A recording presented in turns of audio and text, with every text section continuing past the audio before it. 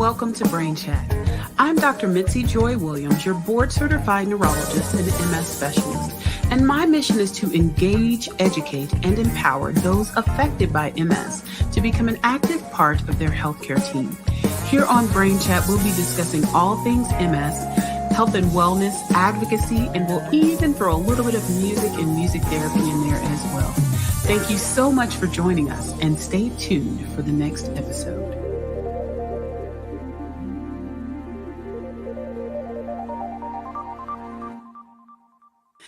Happy Monday and welcome to Brain Chat, everyone. I'm Dr. Mitzi, the nerdy neurologist, and I am super excited to be here to talk about NMOSD Awareness.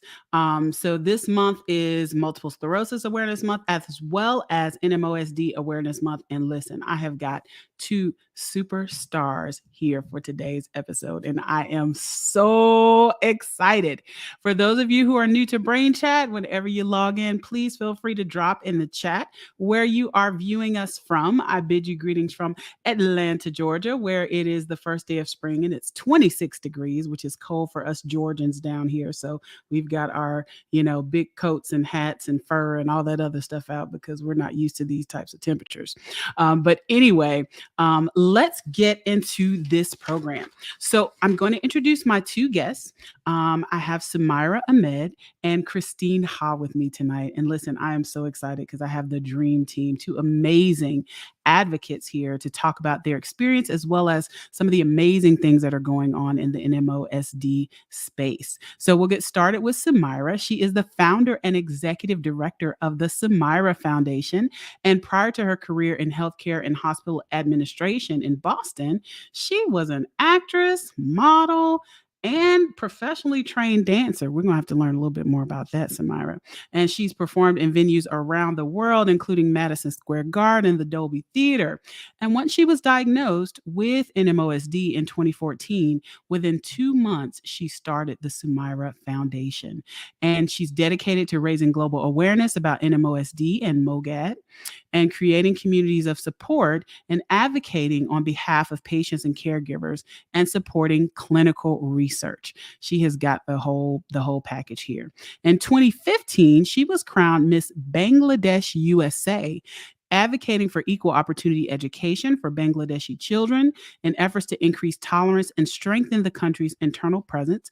And also in 2021, she was honored with the WeGo Health's Best Kept Secret Award for her advocacy work. And I have Christine Ha, who is a renowned restaurateur, entrepreneur, author living with NMOSD. And she was diagnosed in 2003 at the age of 23. And by the age of 28, she nearly lost all of her vision. She's authored a New York Times best-selling cookbook, Recipes from My Home Kitchen.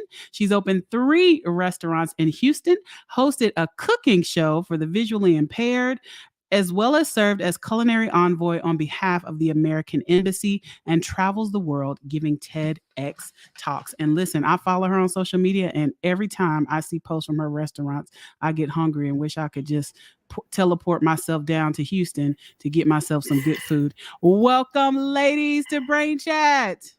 Thank you for having us. Absolutely. Listen, we are going to have so much fun. I have so been looking forward to chatting with both of you tonight on Brain Chat. So thank you guys so much for taking time out on your Monday night to spend some time with us and with our viewers to tell us a little bit about your journey with NMOSD. So before we kind of get into some of the formal questions, I always ask everybody, tell us a little bit about yourself. So we'll start with Samira. So we heard a little bit about your bio, but tell us a little bit about your journey when you were diagnosed with NMOSD and kind of how you got to where you are now. Sure. And also, I just want to say thank you for having me on your show. I am equally as excited. I've been looking forward to this, and I can't think of a better way to spend my Monday night alongside you and, of course, Christine Ha. I am a big fangirl of the both of you, and to be in this platform with 2 powerhouse women is really such an honor for me. So thank you. Okay, my NMO diagnosis, yikes. 9 years ago. 9 years ago, I was 25 years old, naive, feeling like I was on top of the world, like any young 25-year-old person living in the city with no health problems feels. And I suddenly lost my vision almost overnight and feeling in parts of my body. Mm. And, to make a long story short, thankfully, I was working in healthcare here in Boston at the time. And within 6 weeks, I was diagnosed with NMOSD. At the time, it was only NMO. Spectrum disorder came later. Right. And my first question to the doctor, as soon as I heard this very long diagnosis name, was, "Am I going to die?" And Mm. yeah, I vividly remember the first time I ever heard neuromyelitis optica. It jolted my entire being. I can imagine. And what about you, Christine? Well, I was diagnosed very early on when it was still called Devick's disease, and it was Mm-hmm. considered a rare orphan disease. No one really knew what it was. Even my neurologist had not heard much about it. Many of my doctors didn't know what NMO was. I was initially misdiagnosed with MS, and it took, I think, about 4 years before they correctly diagnosed me with NMOSD. So for me, it manifested first as optic neuritis and then some paralysis. Excuse me, I'm fighting a cold. And so I had the whole gamut of like the spinal cord inflammation, the optic nerve Mm-hmm. inflammation. And it was definitely tough because I didn't know anyone with the disease back then. Yeah.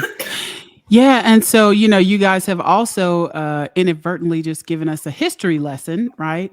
In kind of the evolution of NMOSD. So back in the Stone Ages, when I was in training, it was considered a part or subtype of multiple sclerosis.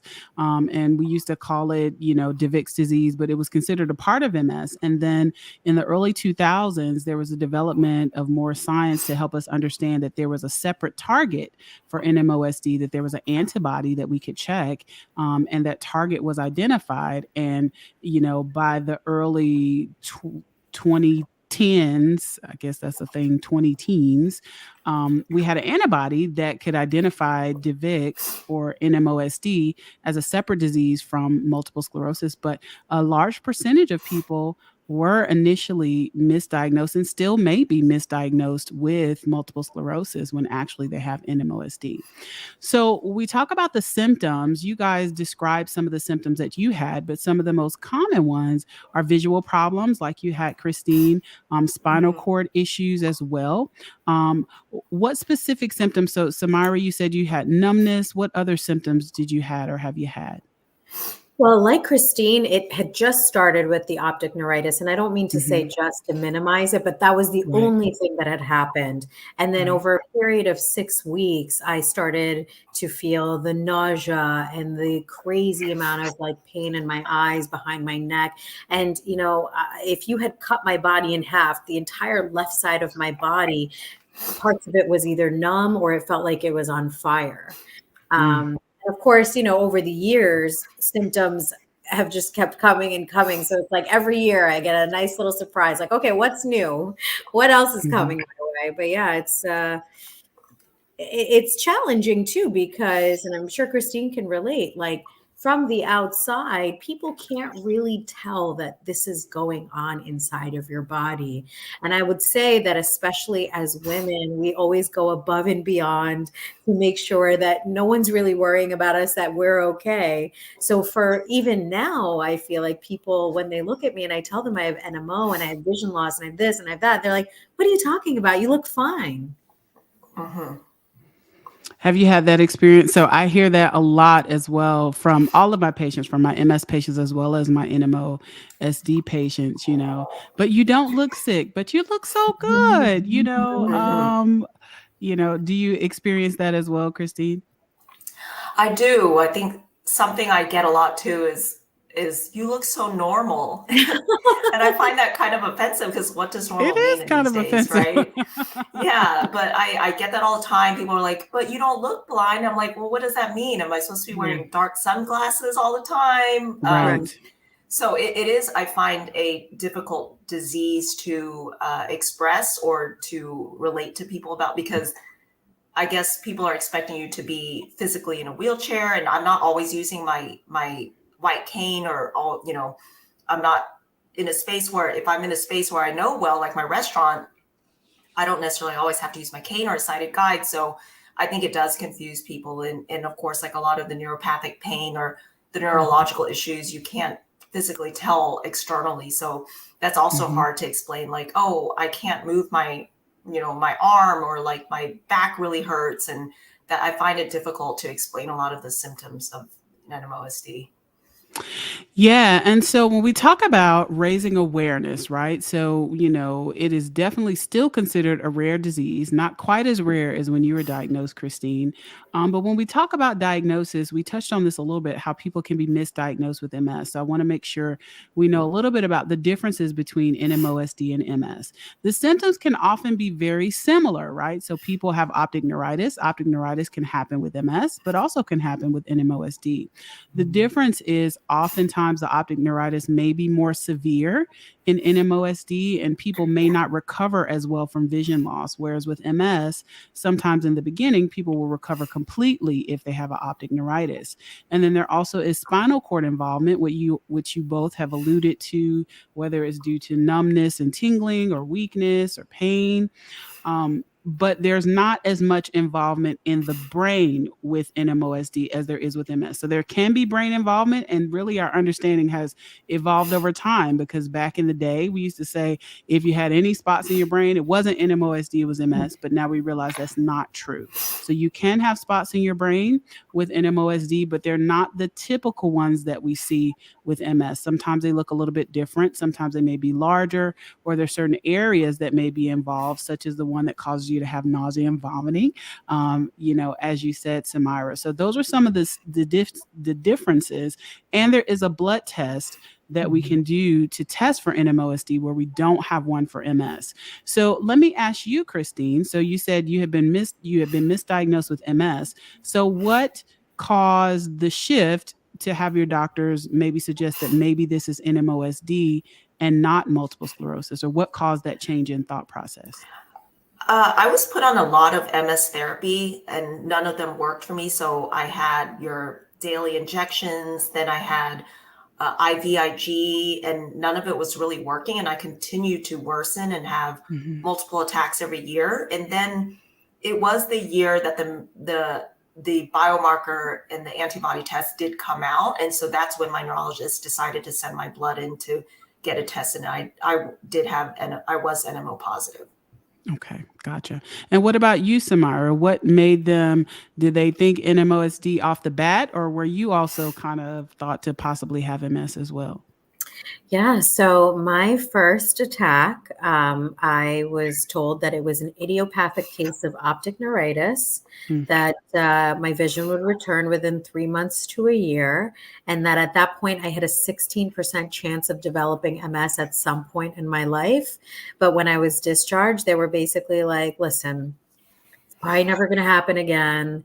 We don't know why it happened, but the best thing we can advise is take some vitamin D supplements. You're severely vitamin D deficient, which I now know is a hint.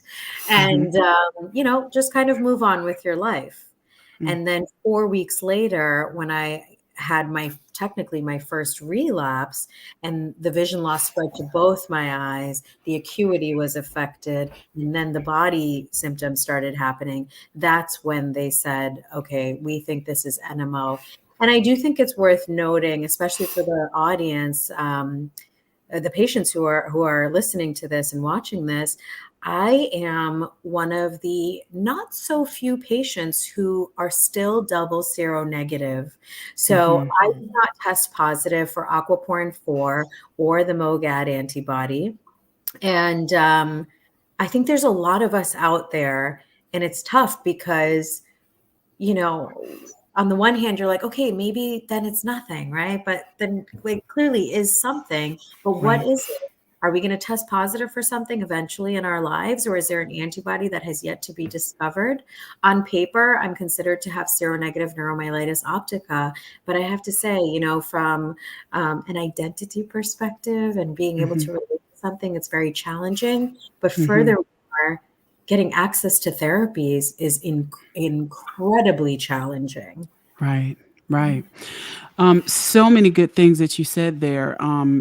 So when we talk about the test, so there is the aquaporin 4 antibody, which is considered the NMO antibody also, but there's also a newer disease that we've learned about, myelin oligodendrocyte. So the MOGAD, right? Which is similar to NMOSD, but a little bit different. So there are antibodies for both of those diseases, not for MS. And oftentimes, if we test for one, we test for both of them. But with this advent of what we call NMO spectrum disorder, so NMOSD is spectrum disorder, meaning some people have the vision problem, some people have the spinal cord problem, some people have both. You know, some people have the antibody, a majority of people do, but some people don't, right? So again, as our tests become more specific, hopefully we're able to pick up more people who may have previously been negative for those antibodies, but it still is a clinical diagnosis, right? So the antibody test helps us, but it still is a clinical diagnosis whether someone fits more in a NMOSD category or a MOGAD category, or if they fit more in an MS category. And so, another thing I'd really like to hear your thoughts about are the advent of newer treatments. So, as you mentioned, Samira, when we think about some of the treatments, there are now treatments for NMOSD, and there weren't specific treatments even as of like 5 years ago. So, this is a really, really new. Thing, but you have to be positive for the antibody to get treatment. So what were your guys' thoughts when the first treatments became available? So I know as a neurologist, we were really excited. We were treating the best we could, but this was a really kind of landmark breakthrough to have actual medicines FDA approved for NMOSD. So what are you guys' thoughts about that? I think for me, it's great. I think there's a lot of breakthrough research and stuff being done in this NMOSD field. I think for one, I remember going through the experience of trying to get treatment covered by insurance was really difficult because back when I was initially diagnosed, there were no therapies or treatments specifically for NMO. And so I had to receive treatments that were not FDA approved. And I think that posed a large challenge with my insurance company. So I had to jump through a lot of hoops and all of these things to even get it covered partially. So I think knowing that the field is growing and the research is growing and that therapies are now being developed specifically for NMOSD, I think is great. I mean, of course, ideally we would want a cure, right? But Right. I think having treatment plans that work and that are specific about this and that helps also just raise, I think, the awareness about the disease. And I think that's helpful for so many people. What are your thoughts, Samara? I will never, ever, ever forget the day that I read the press release about the first FDA-approved therapy. Mm-hmm. And I was just moved to tears, very, very, very happy tears, because for so long we lived in isolation and no therapies for us, obviously no cure in sight, and so little was being said about it.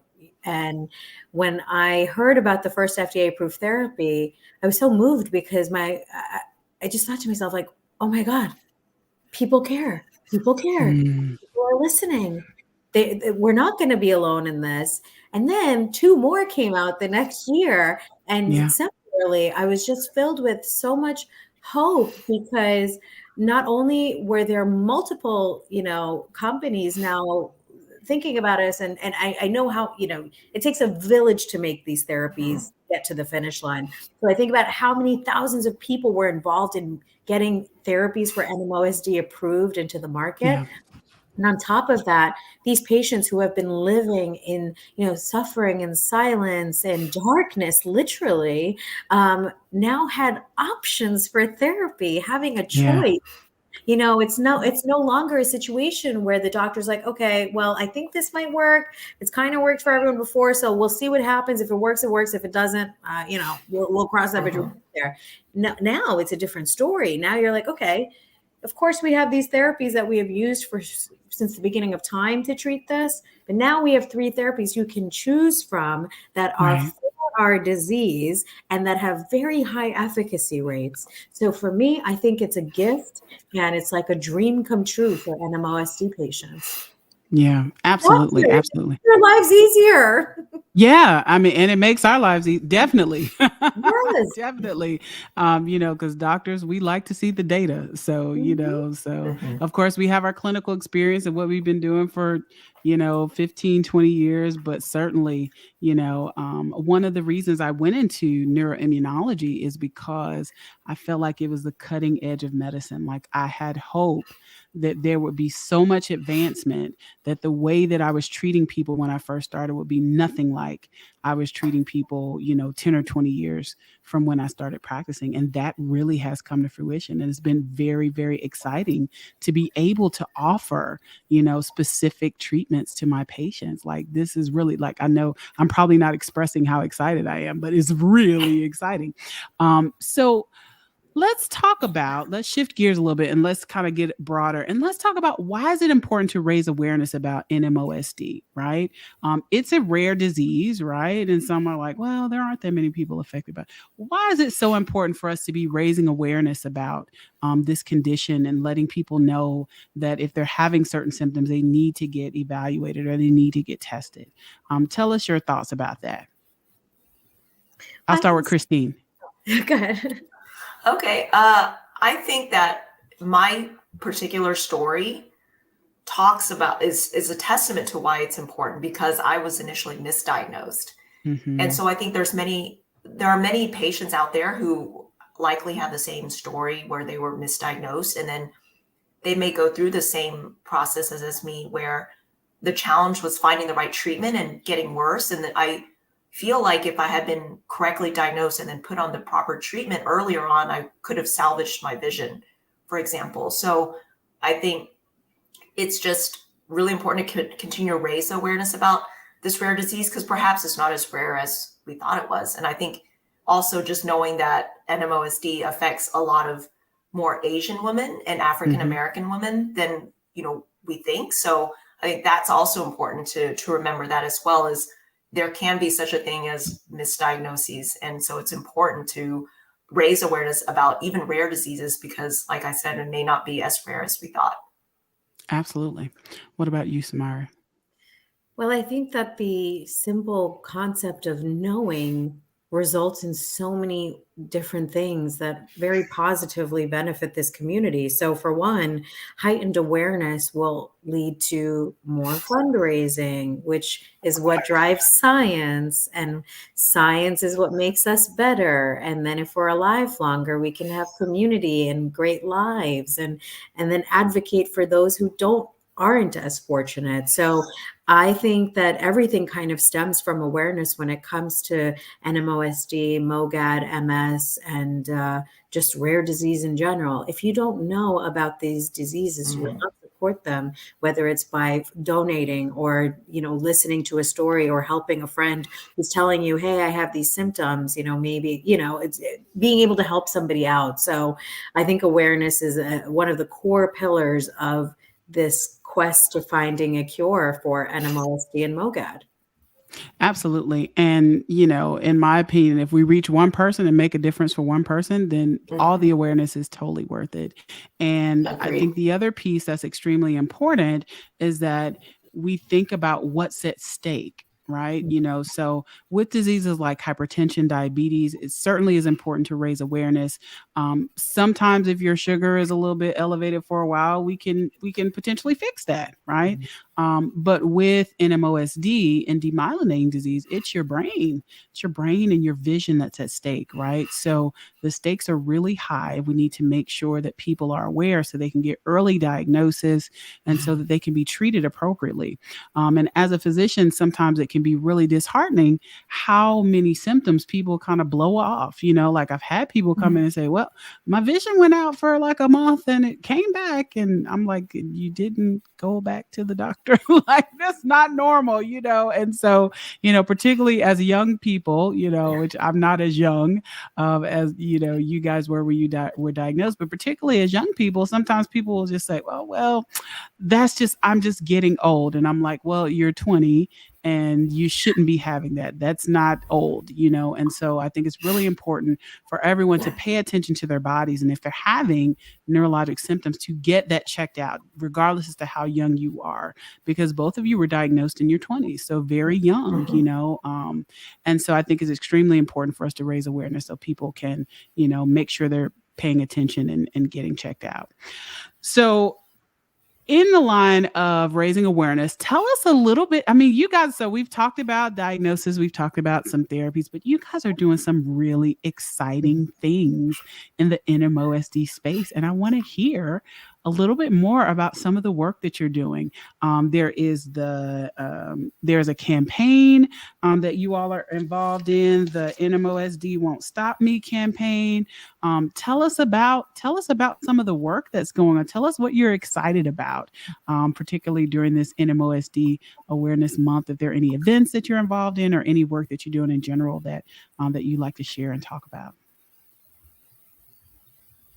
Samara, you want to go first? Sure.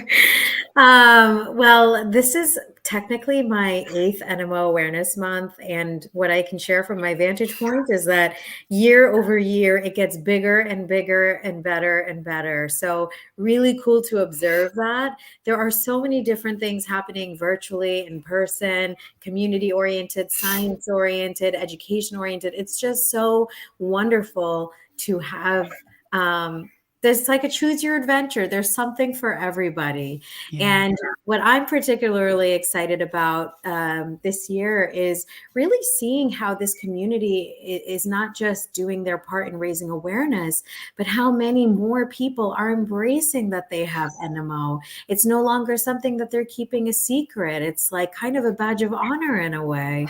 So I really love to see that. And I think, doing more of these types of campaigns like NMOSD Won't Stop Me. We're having our Dallas Patient Day with Christine next Saturday. We're doing all these online campaigns, social media, this and that. It's really giving hope to those patients who are at home, still in denial, still upset, and still wondering what's going to come of their lives. It provides so much hope and inspiration. And, I hope that it makes people excited about their futures. Absolutely. Yeah, I want to echo like what Samara is saying. I think being a part of this year's NMOSD Won't Stop Me campaign, I think last year, Dr. Williams, you and I did the whole media tour together talking about this and continuing to raise this awareness about this rare disease. And the things that I'm most excited about is just seeing this community grow in so many ways since like the 2 decades that I've been diagnosed, and this year being able to connect in person with other patients who live with the same condition. It's hopeful, it's encouraging, and it's inspiring to see what other people have done with their lives in spite of living with NMOSD. Well said. So let's go back, because you guys are not bragging on yourselves enough. So let's go back, right? So Samira, tell us how you decided to start a foundation 2 months after diagnosis. What was that thought process? How did we do that? And tell us about your foundation, what kind of work you're doing. Come on, give us the tea. We want the tea. Okay, let me spill the tea, Mitzi. So, I was 25 and my entire world just got turned upside down. I was starting chemotherapy. I'm being told that, you have 5 years to live on the internet. And all I could think when I left the hospital was like, what now? What do I do now? How is there a playbook on what do I do? Because there wasn't. That's what it was. There was not. I had no idea what to expect. I didn't know how to find another patient. So I went home and I thought to myself, okay, this something good has to come out of it. I'm just that type of person. I believe that. And, maybe it's naive, but I really needed that. That was sort of like a survival tool for me at that time of crisis. And when I went home, I was in bed rest for like 3 weeks. And I kept looking online. I'm like, okay, is there a celebrity with NMO? Is there a foundation? And then I was like, how do I find another patient? How do I find out how many people have this? And for me, being social media savvy, digital millennial, whatever you want to call me, patient at that time, I could not find what I was looking for. It just didn't exist. And I was incredibly frustrated. And all I wanted was to not feel alone. So then I was like, you know what? I studied PR. I've been working in entertainment for 20 years at that point. I worked in healthcare. I knew a lot of people. I made a little vision board, taking those elements into consideration. And then I looked at the landscape of NMO from a patient's perspective. And I said, okay, research is being done. That's great. There were a couple of patient advocacy organizations that were fully research focused, but who's taking care of general public awareness and patient education? So I was like, okay, let's mix all of this together. And I Googled, how do you start a foundation? And I've said this a few times in a few interviews, but Google told me it was 5 easy steps. And that is absolutely not true. Not true at all. But I'm glad Google lied to me. A little more than 5. Just a little bit. But if I had known how much work it actually was, I'm not sure that I would have committed to it. But yeah, that's how I did it. And I said to myself, if it's true that I have 5 years to live, I've got a lot of work to do between now and then. So I'm not going to waste any time. And the next month, I announced through Boston Magazine that I was doing this. And then in October, we were recognized by the IRS as a nonprofit organization in the United States. November, I launched my first website. And in December, we launched our first program, Voices of NMO, which is still in existence today. And I'm biased, but it's my favorite program. So yeah. Wowzers. Yeah. So it's a little more than 5 steps to start a nonprofit. And yeah, You so know we that. obviously, yeah, so I do know that from my personal experience, which is a lot longer, further after yours. But still, I mean, what an amazing thing. I always try to stress to people, if there's something that doesn't exist and there's something that you see and it's a need, maybe you're the person to create or fill that space, create something to fill that space. And so I really love how you just became activated.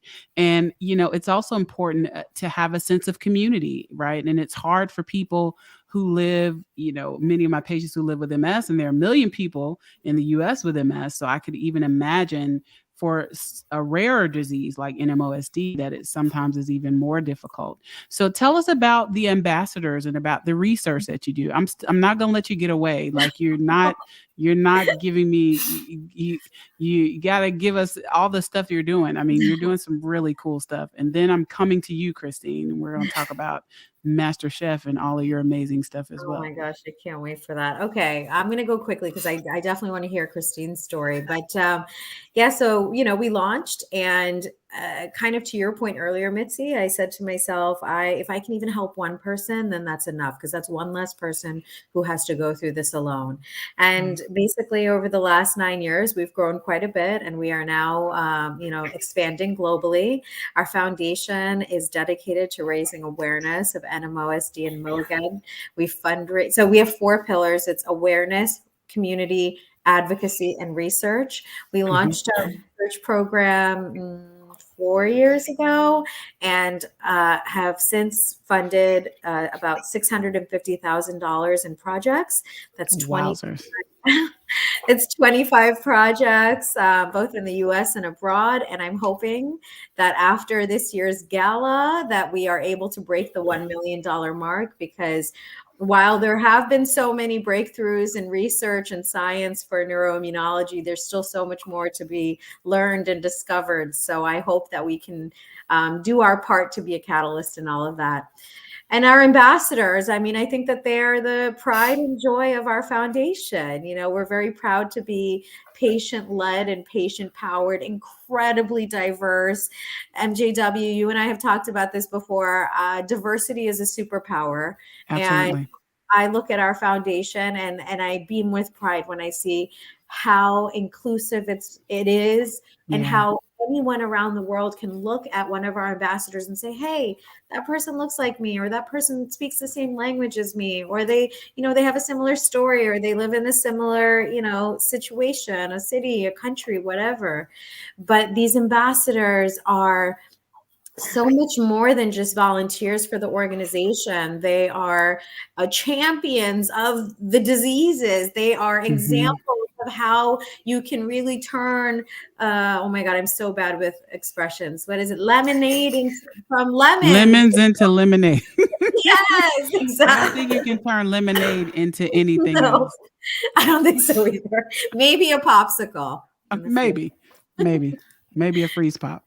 Yeah. So that's so amazing. And, I think the cool thing is that people can go on the website and they can identify an ambassador. They're, listed by country, and they tell a little bit about their story, and they can be contacted, so that need to be able to find somebody with the condition that you can identify with.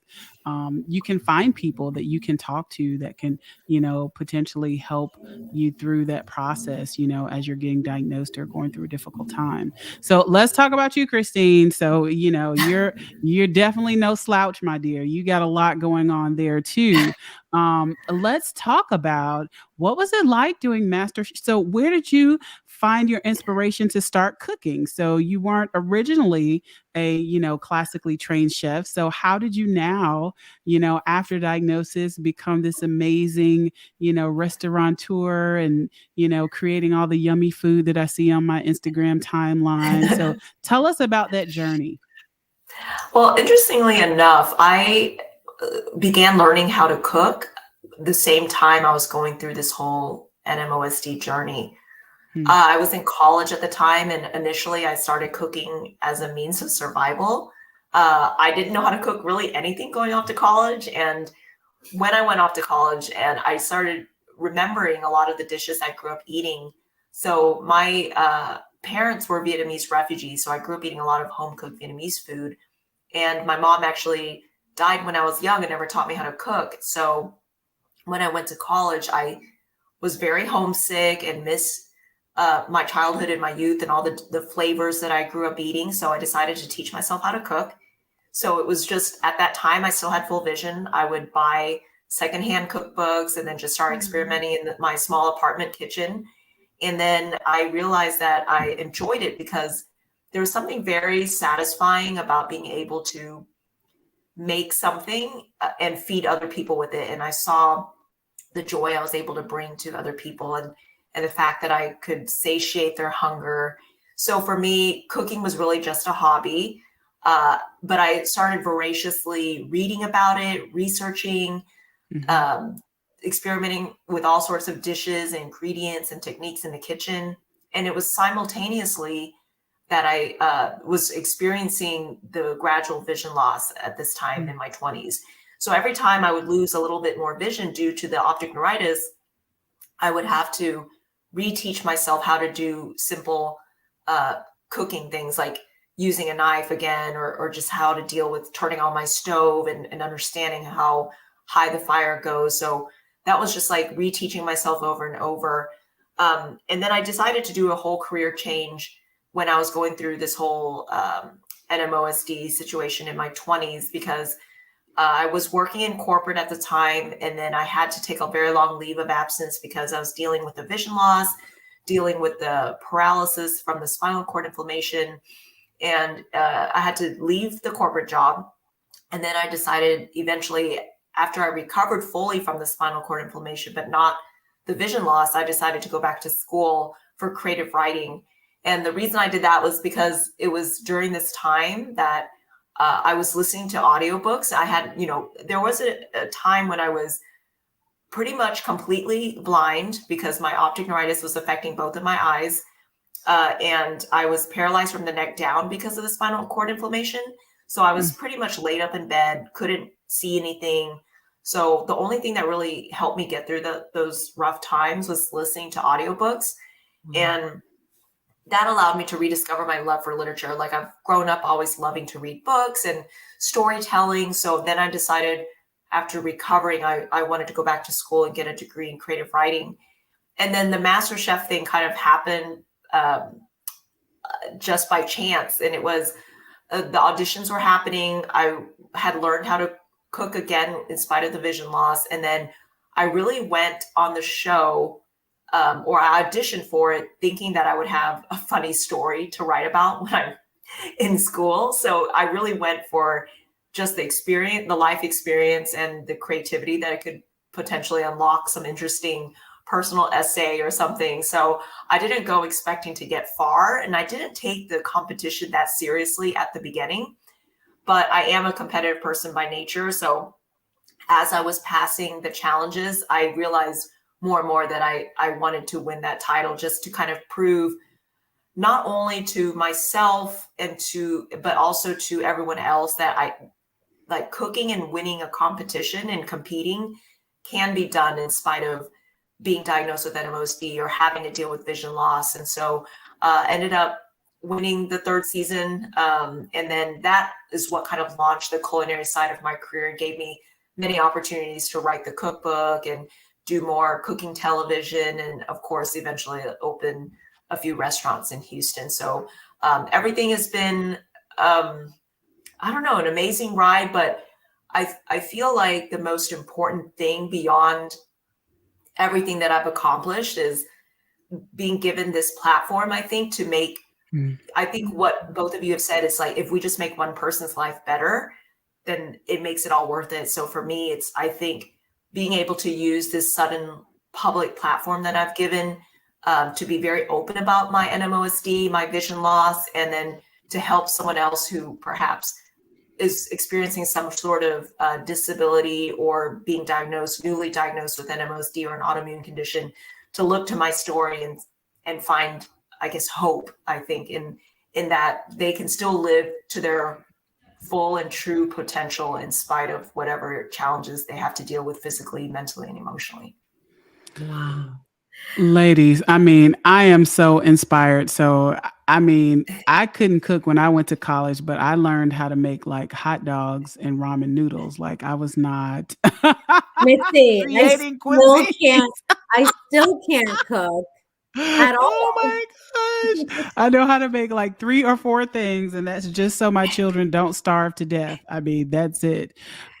But we're coming to the end of our time, ladies. I know that went by really fast. So as we're coming to the end, listen, I am so inspired, and I hope that everyone else who is watching this is also inspired, to know that despite a diagnosis of NMOSD, there's still purpose, and you may find a new purpose and a new path in life despite this diagnosis. And so you guys, it's just so amazing to hear you talk about your journeys. And I would like to know, before we close, what advice would you give to someone who's newly diagnosed, someone who is, just kind of grappling with their diagnosis, trying to figure out where their sense of community, where their tribe is, so to speak?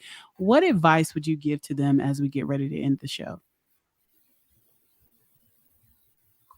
Whoever wants to go first. We'll start with Samira. Okay. There are times to cry, and for sure you should. But right now, you need to roll up your sleeves and be your own best advocate.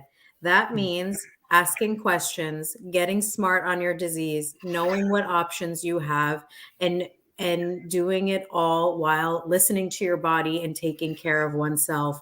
It's a tall order, but I do believe that there is somewhat of a recipe, for a lack of better words, but perfect for Christine, to living as wonderful of a life as you possibly can, which is make sure you have a doctor who knows and understands your disease. Make sure you get on a therapy that works for you.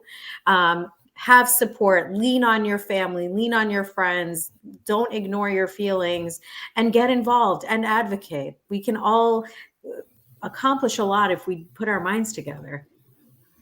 Amazing. Christine?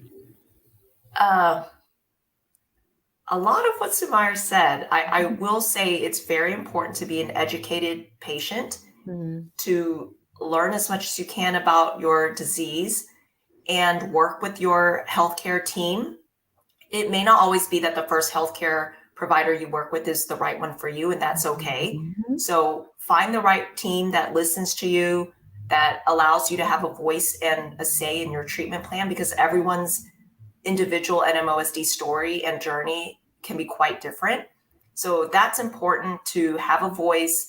And also, I think for me, I remember when I was newly diagnosed, it was such a lonely situation because I didn't know anyone else. I'd never heard of the disease. Even my doctors had not heard of it. And so I think it's important to find a community and find other patients and caregivers that have heard of the disease, are living it as well. And although everyone's symptoms and stories are different, the shared human emotions are often the same. Like we all go through that same sort of grieving process where first you're shocked and you're in denial of it. And then perhaps eventually, hopefully that leads to acceptance. And so I think to find that community, to be an advocate for your own healthcare, and to find the right resources to help you figure out what the right treatment plan is for you is really important. So, for example, the resources that you can find, and all of this information can be found at nmosdwon'tstopme.com, which has a plethora of resources to reach out to other patients and to read up about the disease and just find out as much as you can so that you are an educated patient and advocate for yourself. Amazing. I couldn't have said it any better, ladies. And the last thing before we log off, tell everybody where to find you guys. Tell us, how can we find you? Well, I'm pretty active on my social media. So my handle on Instagram, Facebook, Twitter is at The Blind Cook. So I try to do as much as I can on there. Life is pretty busy with running these restaurants and doing all of these things. But yeah, I'm on social media. So you can always find out what I'm up to. I'm at The Blind Cook. Perfect. And what about you, Samira? How can everybody follow you? We are also all over social media. I would say follow the foundation. I'm not that interesting. So that's at the Samira Foundation on Instagram, Twitter, LinkedIn, YouTube, Facebook. And of course, please visit our website. It's www.samirafoundation.org. You can find so much there, hopefully. And it's now available in 13 languages. Sweet. Well, ladies, listen, this has been an amazing conversation. I am definitely inspired and just so grateful for all of the amazing work that you're doing, and just for you guys standing in the space that you are in and just continuing to let your light shine so that everyone can know that they can live well with NMOSD. So thank you, everyone, for tuning in tonight. We also want to thank our sponsors, Horizon and Biogen IDEC, for sponsoring tonight's episode. And I will see everyone in 2 weeks for the next episode of Brain Chat with the Nerdy Neurologist. Thank you, ladies. Thank you, Dr. Williams. Thanks, Samira. See you both very soon. You got it.